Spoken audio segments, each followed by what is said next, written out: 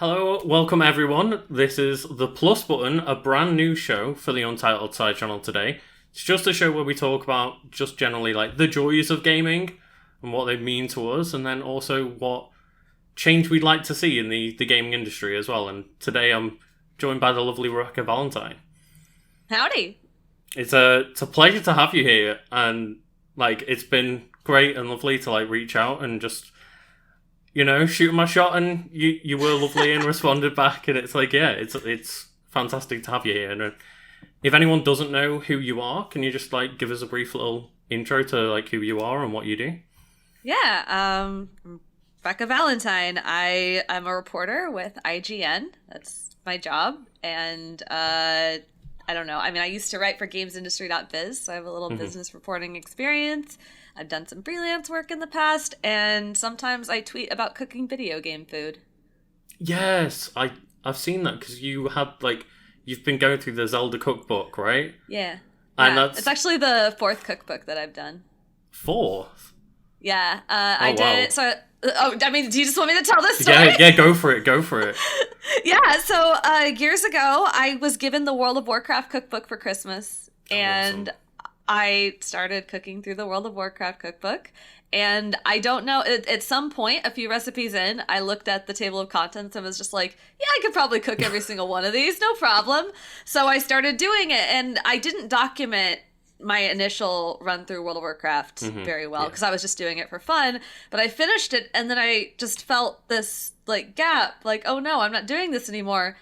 I need to cook some more things. So I bought the Elder Scrolls cookbook, and I started working on that. And that one I did a tweet thread on, so you can see all the things that I did.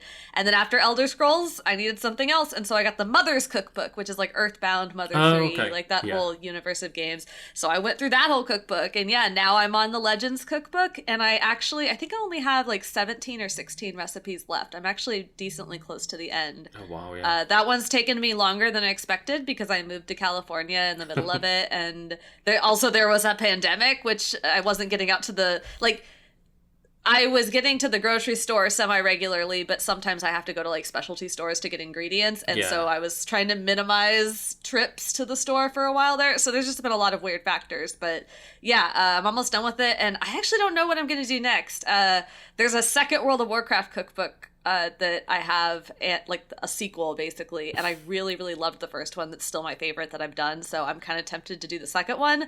But there's also this really cool chef, Victoria Rosenthal, who's done a bunch of video game cookbooks, and she's like probably one of the only... I've done all of the other major video game cookbook authors' books, but I haven't done one of hers yet, and so I kind of want to do one of hers. And I own a couple. She has a Final Fantasy cookbook and a Street Fighter cookbook, and I own both of them. And Fallout, I own that one too. And so I just gotta pick what I'm doing next. That's amazing. Like I've got the Destiny cookbook. That's the one gaming cookbook I own. That is also Victoria Rosenthal, I believe. Oh, is it? Yeah, I think so. Yeah, I think it is. I've tried a couple of things, but I've definitely not got anywhere near your experience on gaming cookbooks and stuff. But like, I'm interested. Yeah, I mean, there's no, I'm not great at cooking or anything. I just, You just do it. You just follow the directions. Exactly. It's just instructions. But, like, I'm wondering, the World of Warcraft one, because I know, like, the Breath of the Wild one, that's specifically food items that Link cooks within the game. Is there, like, meals in World of Warcraft, or is it just inspired by the world? Yeah, I mean, it's a little bit of both, right? Because in World of Warcraft, there's a cooking profession, so there are recipes you can cook in the game, and some of it is... So, some of the things in the World of Warcraft cookbook are things you can actually cook in the game. Some of them are food items that you don't cook, but you find. And yeah, it's all very inspired. So it's stuff like she tries, when she writes the recipes, to get either the actual ingredients in there, like if, bread is flour and water. Obviously, you use those things to make bread. But, there's other things that are in there that are not real things. Like there's a cake in... the delicious chocolate cake in World of Warcraft uses an herb called mage royal. That's not a real thing. That's made up. And so, one, you obviously need to add a whole bunch of other ingredients to actually make a cake. So there's a bunch of, flour and sugar and butter and all these things. Those are not, in the game that you're, making. They simplify it down a lot. Yeah, but, she also, tried to come up with a translation for Mage Royal. So at least in the World of Warcraft cookbook, it uses rose water and raspberries to sort of make this really nice filling in the middle of the cake. It's really good. But that was her translation, was Mage Royal to rose, so like rose water. But it's a lot of things like that usually. And Destiny, I imagine, is pretty hard because there's not a whole ton of food in Destiny. And so I think it's a lot of like, it's very inspired. Like it's a creative work to make a cookbook like that, I think.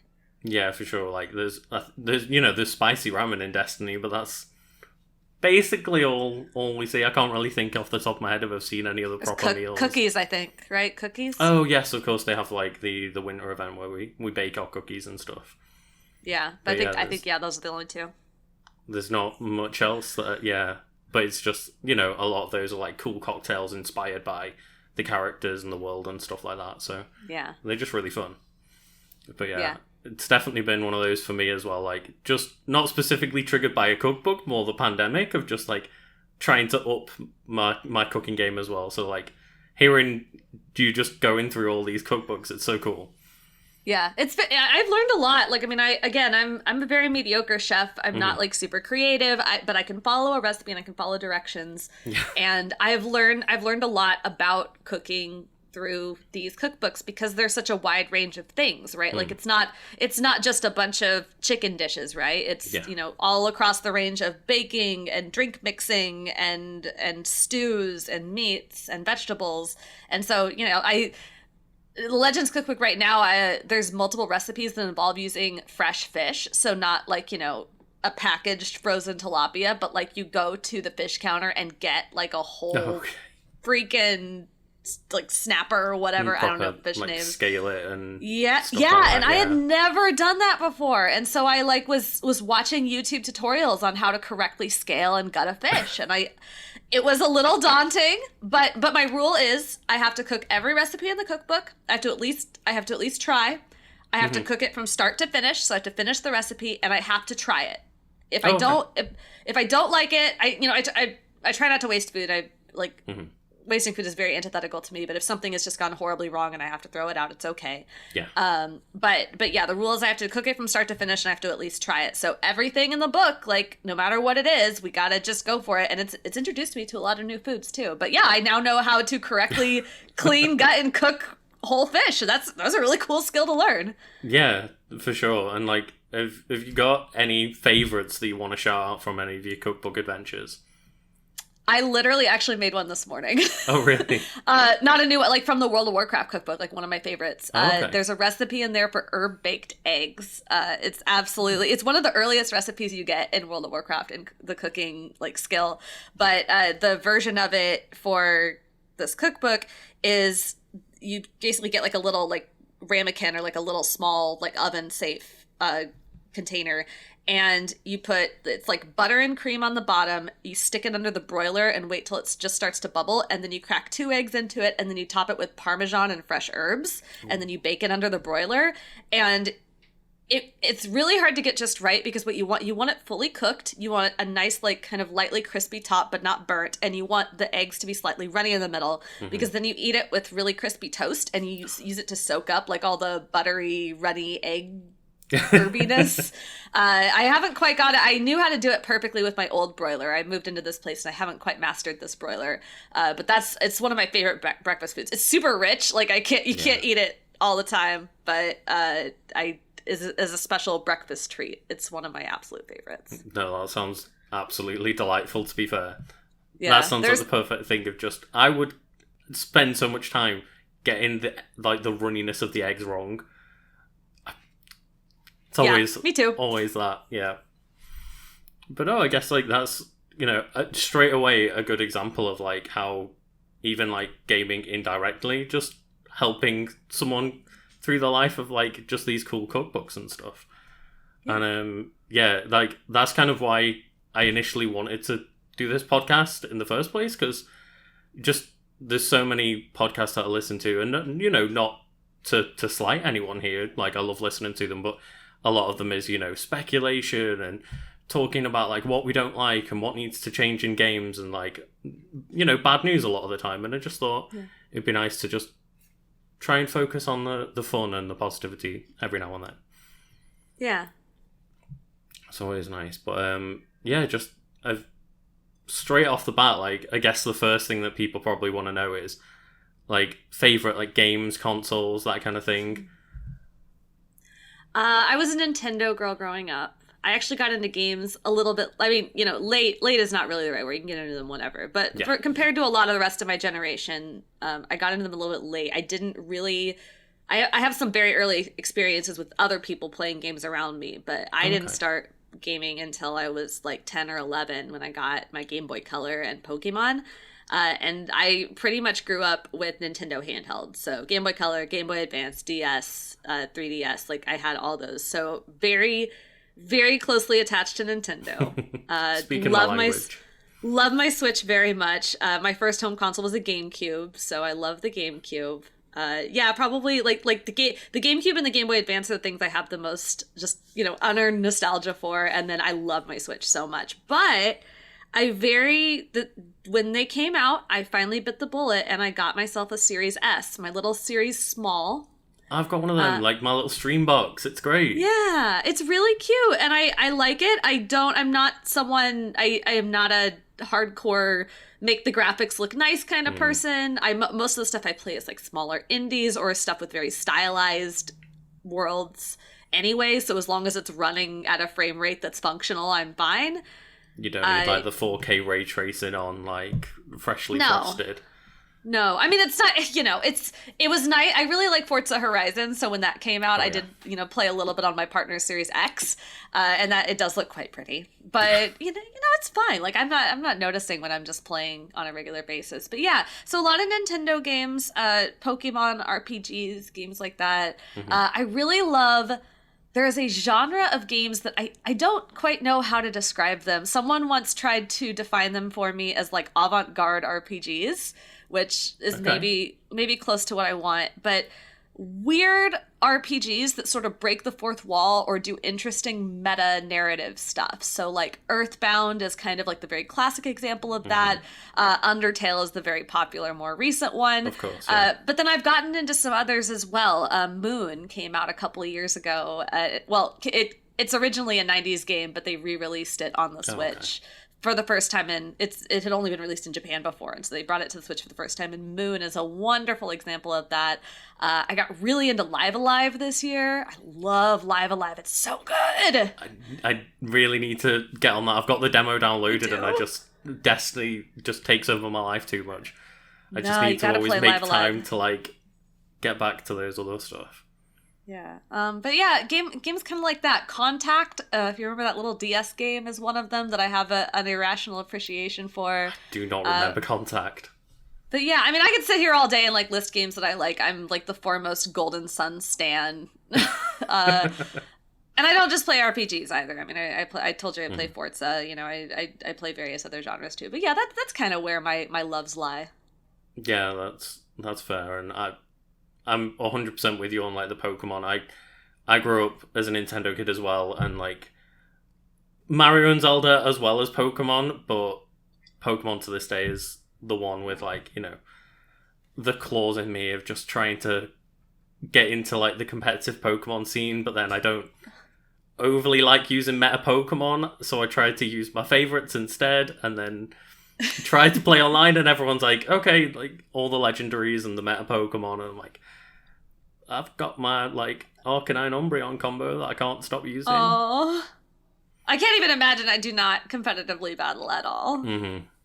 Yeah, no, and I was on a podcast earlier this week where we were talking about the upcoming like Scarlet and Violet and what we thought of the new trailer, and I'm reaching a point in my life where I'm finding it sort of challenging. Like on that podcast I was a little more critical of them, but I'm at this point in my life where I'm kind of recognizing that one inside me are two wolves, and one of them is always going to want more out of Pokemon, but the other one just really likes Pokemon.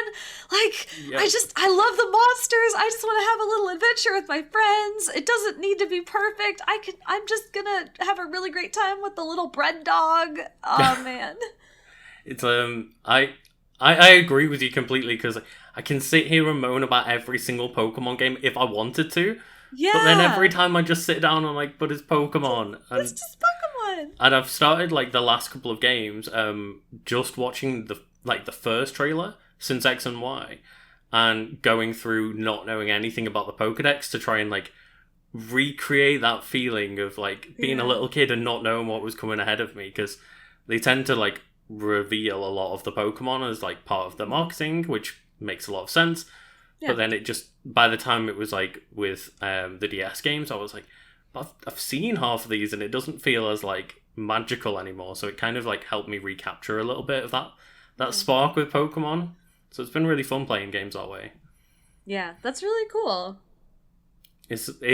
Like, anyone that, you know, has managed to avoid Scarlet and Violet somehow still, like, I would recommend playing them that way if you can, because it's just really fun to, like, have everything just open up naturally and discover all these brand new Pokemon. It's like, I think that is the nugget to me that I think keeps me inspired with Pokemon and keeps me playing. Yeah. I will say the handful of times I've had the pleasure of reviewing a Pokemon game before launch, like, I mean, that's obviously not a corner that most people get to be in, but for me, that has definitely been a similar feeling of getting to, and I guess the way I would urge people to recreate that is to just log the heck off when Pokemon comes out and don't stare at social media and watch what everyone else is posting, because I love playing through with there are no guides, there's no one talking about it, there's no one explaining to me what I should be doing or what I should be capturing or showing me locations I haven't been to yet. I'm completely, I have no idea, and I'm just playing through on my own on my little adventure, and I really love that experience. Yeah, I 100% agree with you there. It's like, it's so fun to just be able to know as little as possible going into those worlds, because they're just so fun. Yeah. And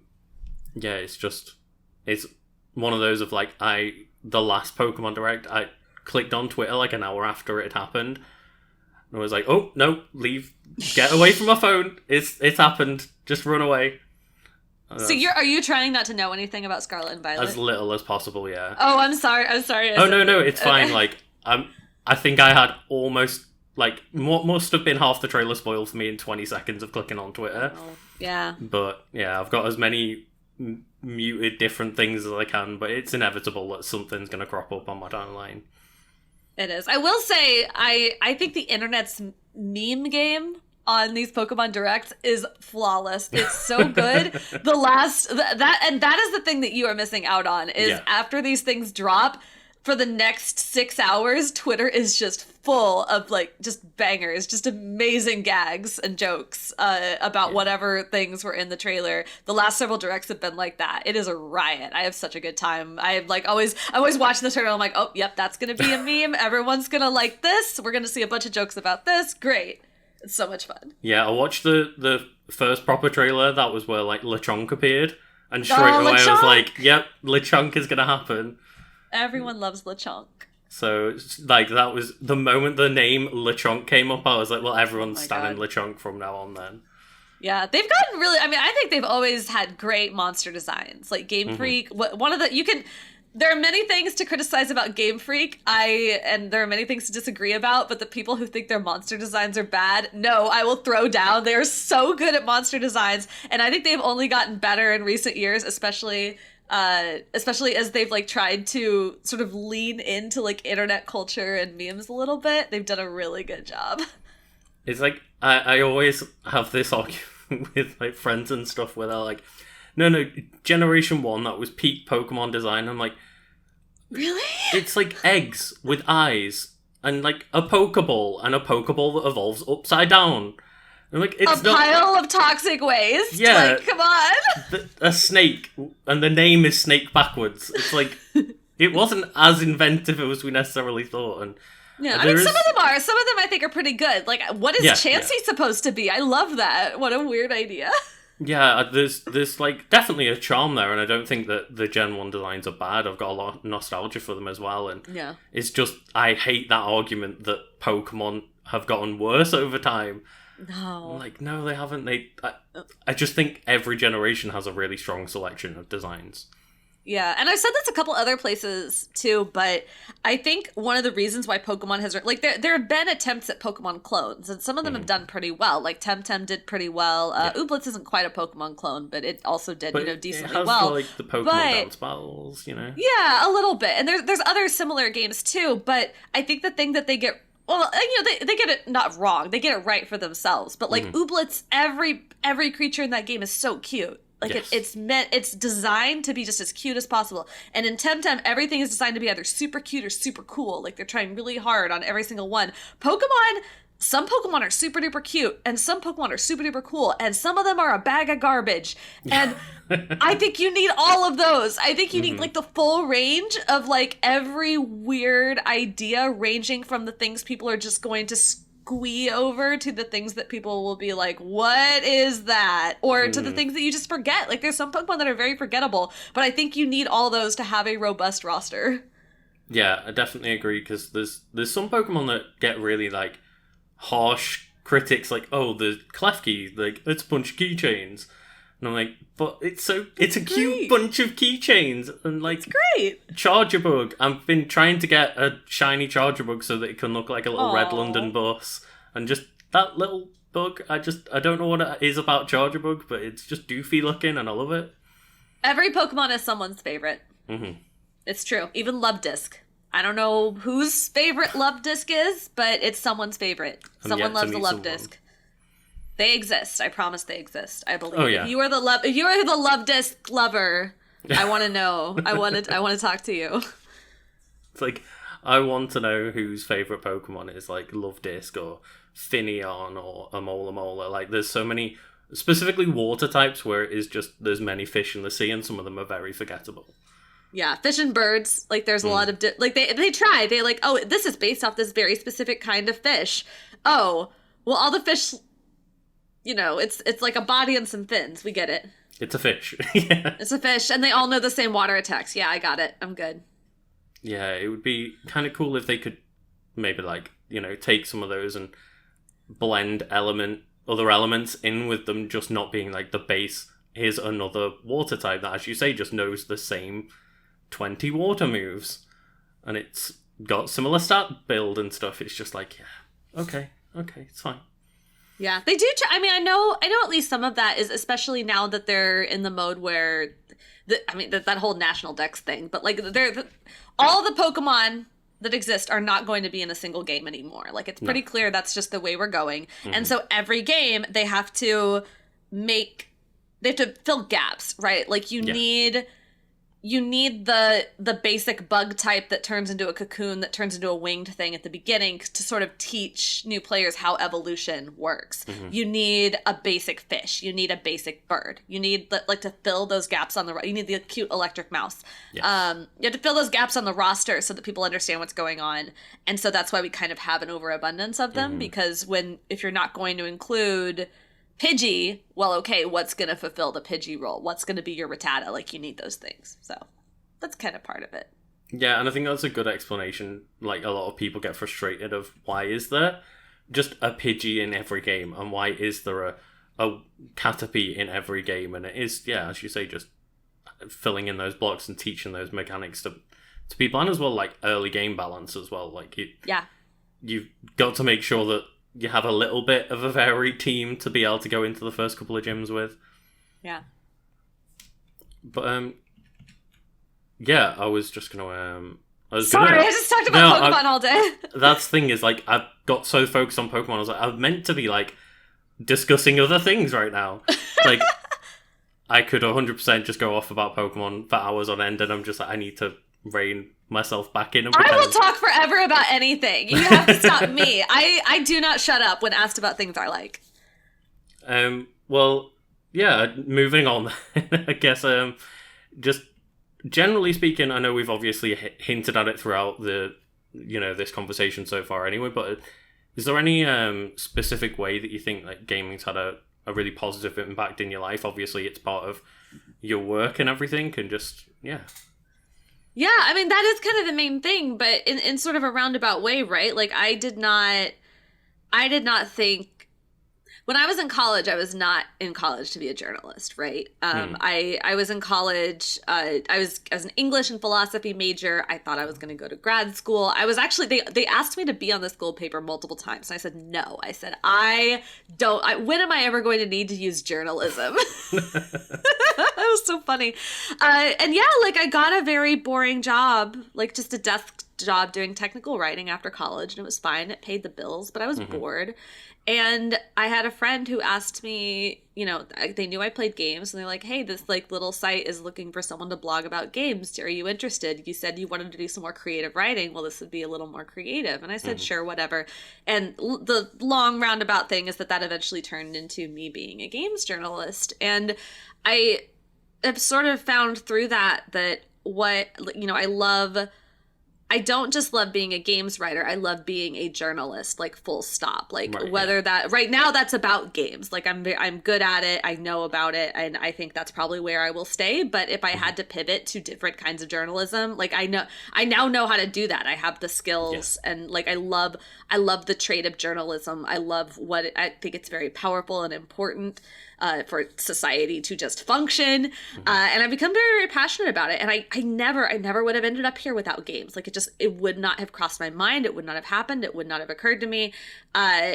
It's also the reason why I met my partner. Like, he is also a games writer and he's a journalist. And like, if I hadn't gotten into games, we never would have met. It actually helped us a lot when we were, so we were long distance for a long time. Like he lived in San Francisco, I lived in Kansas City.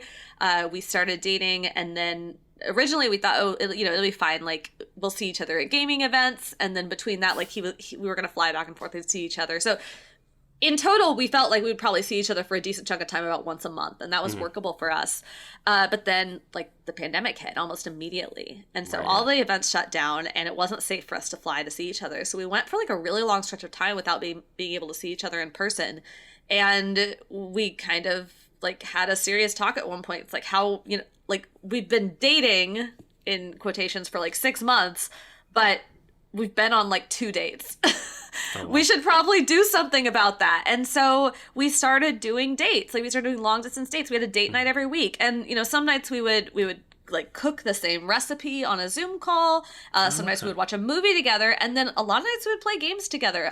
Like kind of one of our big, like honestly, my favorite date nights were the ones we played through the entirety of Divinity Original Sin 2 together. Oh, wow. And that was really fun. Like that was super important to us. We played other games too. Like we played a little bit of Fortnite with some friends, and we played some other things. But that was kind of the main one. And like it was, I think, really important to actually growing our relationship was the ability to actually go on dates. And we went on a lot of Animal Crossing dates too. Like we would make little spots on our islands and invite each other over and watch shooting stars. And so like I think that ended up being super important to us. Like not just because that was sort of how we initially connected and we're both people who like video games and we can talk about it, but like the ability to meet in virtual spaces and actually go on dates together was just so important for our relationship. Yeah, that's really cool. I mean, those are just some of the things again. No, totally. Like that go on. I think that does show something that's like, maybe forgotten about when people who aren't necessarily gamers, like, they just think, oh, you're going to go play a video game. But I think that's something that's maybe missed by a lot of people, is, like, being able to actually, I should say, hang around with people in these virtual spaces. And I think as we've gotten such a variety of games now as well, like, as you say, so many people across the pandemic just discovered Animal Crossing and, like, lived their social life through Animal Crossing, myself included, like, throwing friends' birthday parties in our towns and stuff, and, like, being able to prepare little, like, as you say, nooks and crannies to like make little events happen in your town. And I think it's like maybe, as I say, missed by non-gamers, whatever that term means, but like it's been such a important thing, especially the past couple of years, to just be able to have that as like a kind of like beacon of social hope for people, of like, oh well, at least I have my friends to meet online somewhere, whether it's like Fortnite or Animal Crossing or wherever you want to hang out. Yeah. And I mean, it's not, yeah, it hasn't, it has extended past the pandemic for me too, because I have a group of friends. It's actually like a group of about, it's the group chat. It's the dumb group chat that everybody has. It's like about 15 people. And we all sort of have, we've all connected with each other in different ways, but we all in some tangential way met through games somehow. Right. Yeah. And we have this group chat now where we all just like every night there's at least a dozen people in there playing Fortnite or playing some game together, or one person's like streaming Destiny and other people are watching and just like snacking or talking or hanging out, or, you know, just existing in that space together. And like a lot of those people were some of my closest friends in Kansas City, and I really, really miss them. And I don't get into that channel as often as I should to hang out with them, but when I do, like, it's a space that's connected through games, because we're usually playing games together, where I can sort of reconnect with my friends from back home and, like, you know, still almost feel like I'm in the same room with them, or that we're doing activities side by side, even if we're not actually side by side. Yeah, I guess, like, the moment, I know obviously, like, you can't get in the same room with them and play a game, but regardless of whether you're, like, you know, in Kansas City or not, if you were playing a game online, all of a sudden it doesn't matter, because you were all in your own spaces anyway, so it doesn't feel like it's very different, I suppose. Yeah, absolutely. And I've you know, had similar situations of, like, we have a weekly Smash night with a couple of friends and stuff like that, and it's always great, as you say, like, even as things are calming down with the pandemic and stuff now, and, like, we're able to go outside more often. It's like all of those, you know, different events and gatherings that we've necessarily made for ourselves. A lot of those appointments just haven't gone away for me. Like, I still have those gaming nights that I set up mid-pandemic to, like, they're just continuing now, because it's a great way to just, you know, catch up with friends and just hang out for a few hours. It's like, at that point, the game barely matters. It's just an excuse to all get together. Yeah. It's really fun, and like, it's one of those things of even my family that hasn't gamed, like, a few people got Animal Crossing, of course, and just, it's been a lovely way to, like, you know, talk to my sisters and just have an excuse to do so. But I guess, like, on the less, like, you know, nice side of things, I do want to ask as well, because I know that there's a lot of nice, happy, lovely things that gaming can evoke, but also just, like, you know, that it's not a perfect industry. I'm sure you've known through a lot of your reporting, and I just wanted to know, like, if there's something you'd like to single out today, like, what change would you like to see come from the gaming industry if you could just choose, like, one thing? Oh man, thing. There's a lot of things, I'm very aware. I can't let you steal them all in episode 1. No, I know. Oh man, I think it's less. It's hard. If I'm gonna get rid of one, like, you wanna pick the most important one, right? And I don't know what the most important one is. I think, like, how do I get around this? I feel like online gaming is like a good. It is like a good thing. It is good to be able to meet in these virtual spaces and meet people you might never otherwise have had a chance to connect with and make friends, and you know, have, like, all these wonderful positive social connections.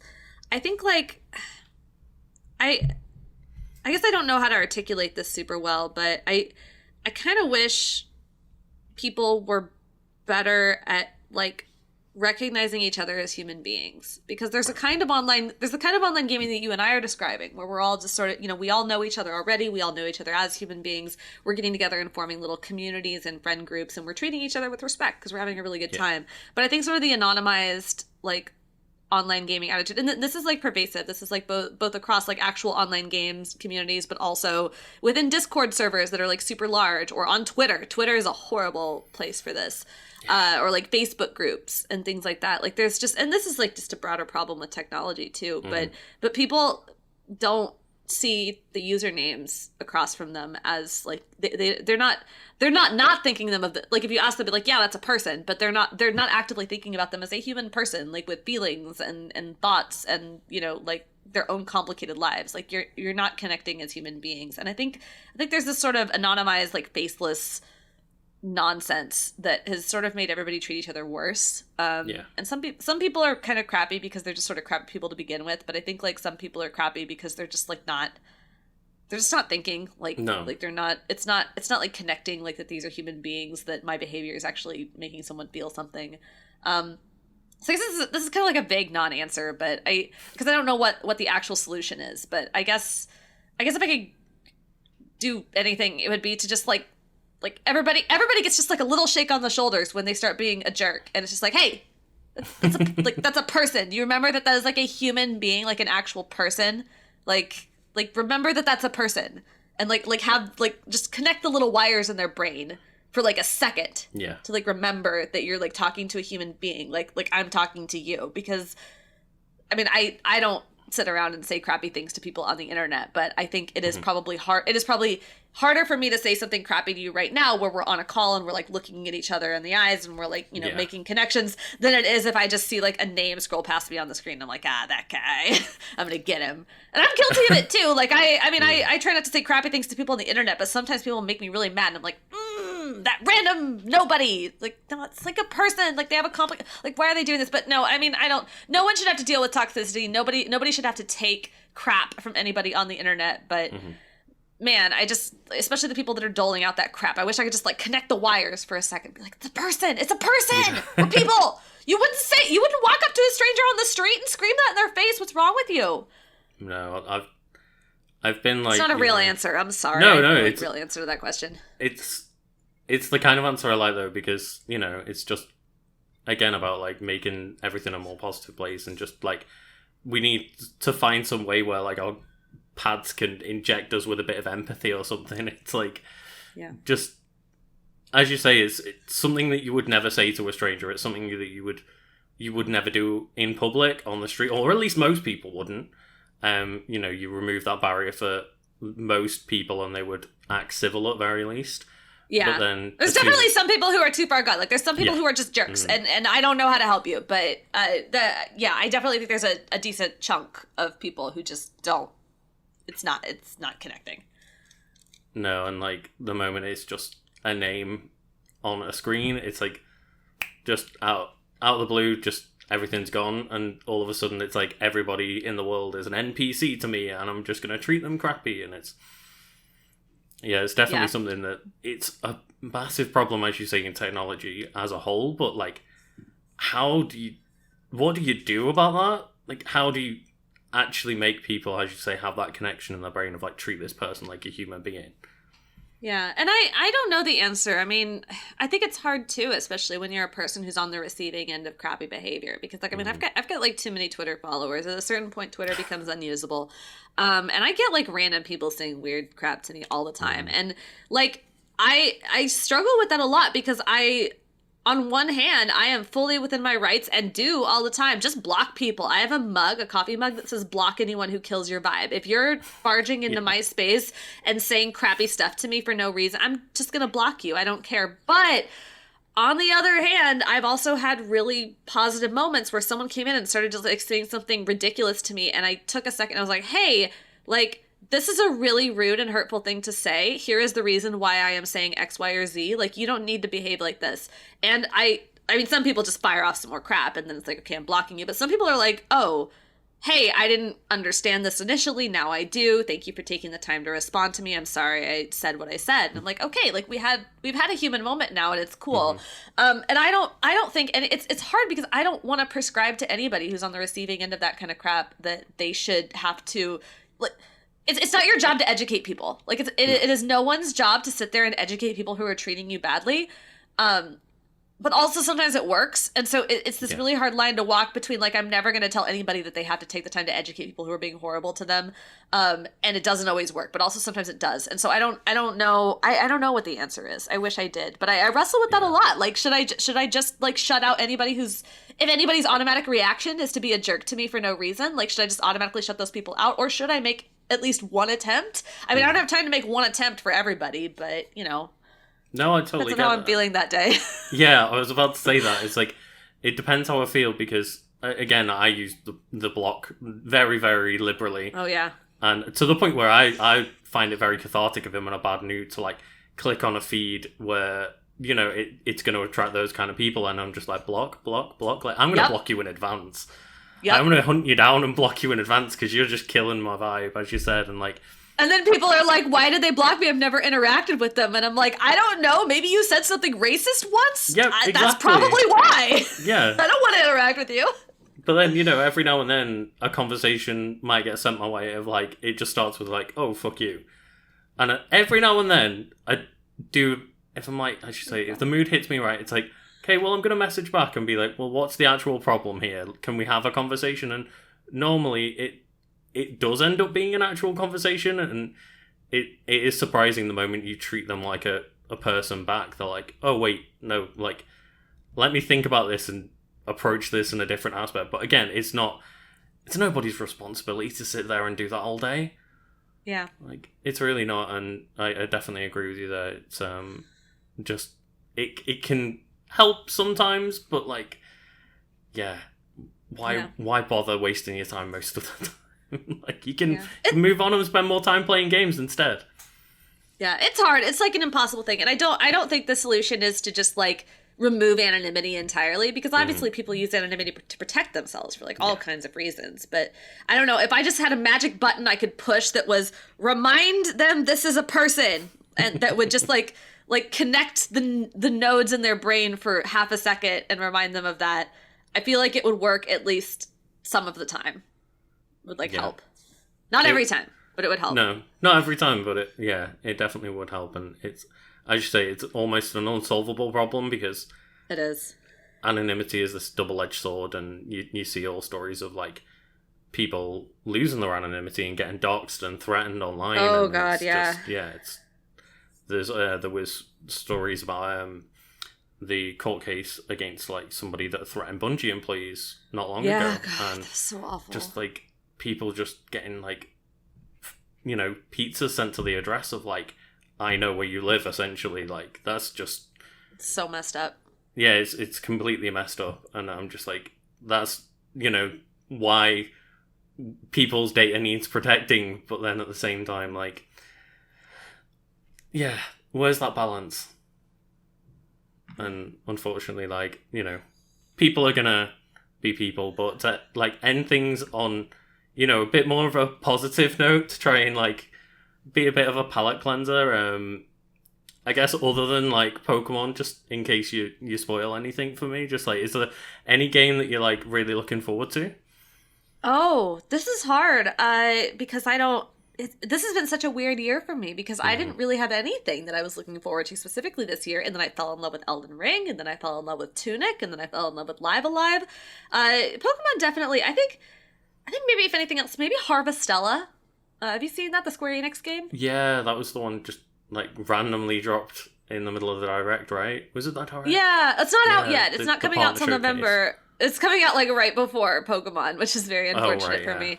But yeah, it's a farming sim. It looks really good. I've been on kind of a Square Enix kick lately, because I'm also playing like Final Fantasy VII Remake right now, so I'm just thinking about a lot of Square Enix stuff. But yeah, like it looks good. I've been really disappointed by Harvest Moon and Story of Seasons and the directions those franchises have taken. I feel like Stardew Valley came out, and like every other farming sim series just lost its will to live. Like, you just looked at that and they were like, well, we're never gonna get that popular, so whatever, throw in the towel, which is a darn shame. I mean, Rune Factory was a little better, but I feel like 4 Special was better than 5. So basically what I'm saying is Square Enix seems to have looked at the farming sim landscape and gone, I bet we could do that.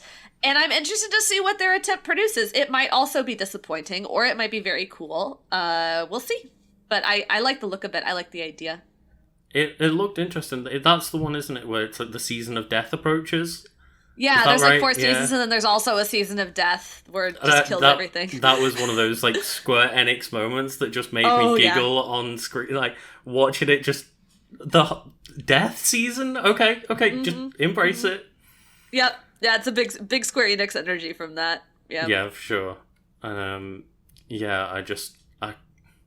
I can't follow Square Enix sometimes, but you have to just kind of embrace it, and whatever weird naming convention they're going to come up with for the sequel to Harvestella, we'll find out, I guess.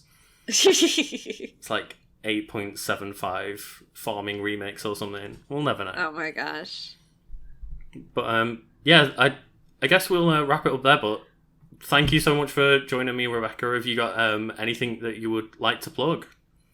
Oh, nothing specific. I write things at IGN.com, and you can find me on Twitter at Duck Valentine. If you like little indie games, actually, I mean, I usually can't talk about what I'm working on for IGN because I do like reporting, so it's usually secret. I do have some big projects coming up that I'm excited for. But the one thing I can talk about is I do a column. It's usually on Saturday mornings, so it's not this week, but it'll be next week. It's every other Saturday morning, where I write about a little indie game that isn't getting covered on IGN otherwise, because it's usually the bigger stuff, so I try to write about smaller games.